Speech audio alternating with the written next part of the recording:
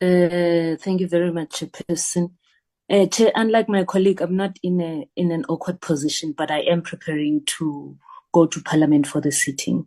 The shuttle is about to leave in a few.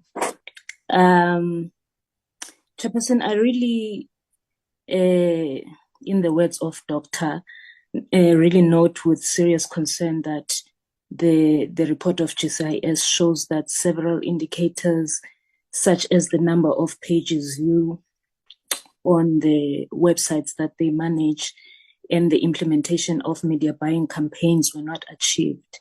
I just want to know if there are any concrete steps that the department is taking to address these failures, and maybe how will they ensure that these targets are met in the next financial year, especially given the consistency of underperformance in some areas, Chairperson.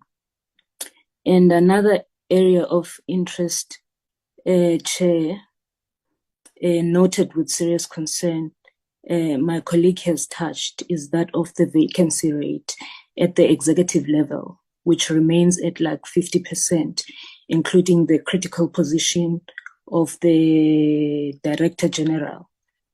So I want to know if there is a reason why this position has not been filled yet, and like how the department justifies such high vacancy rate while because they are claiming to prioritize effective communication and delivery services.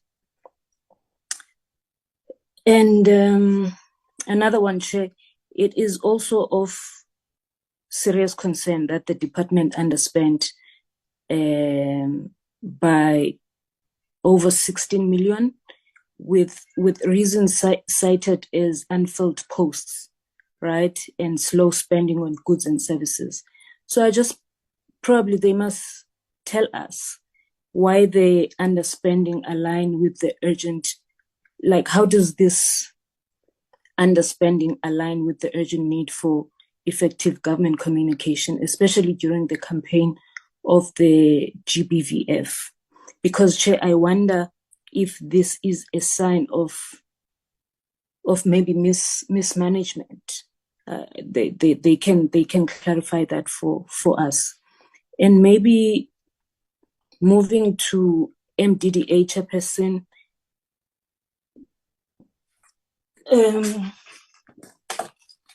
the MDDA report shows that 25% of the grant money wasn't used in the last quarter.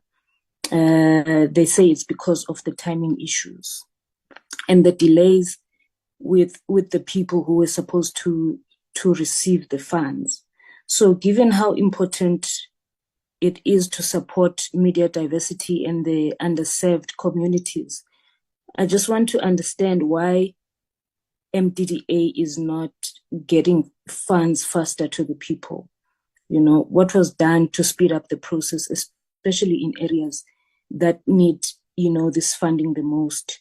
Because, Chair, if the community radio station is waiting for grant money to upgrade their equipment, why does it take long for them to get paid? Maybe they can tell us the changes that are being made also to ensure that the money reaches people on time. And MDDA also, Chair, admits that it didn't do the audience measurement research for Q3 because there were delays in the procurement process. So, Chairperson, even though it was one of their top annual goals, this didn't happen. So can they tell us why the bidding process was so badly managed, and what will they do to make sure that this important research gets done? Because, Chair, this is a research that helps measure how well the media is reaching its audience.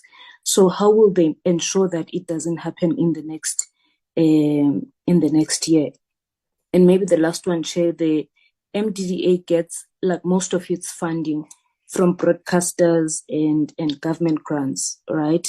But we see that there aren't many other sources of income. So I'm just interested in what they're doing to find more suitable funding options, so it doesn't rely on state money or big companies that might influence how the media is run. Because my worry is that if MDDA relies too much on big companies,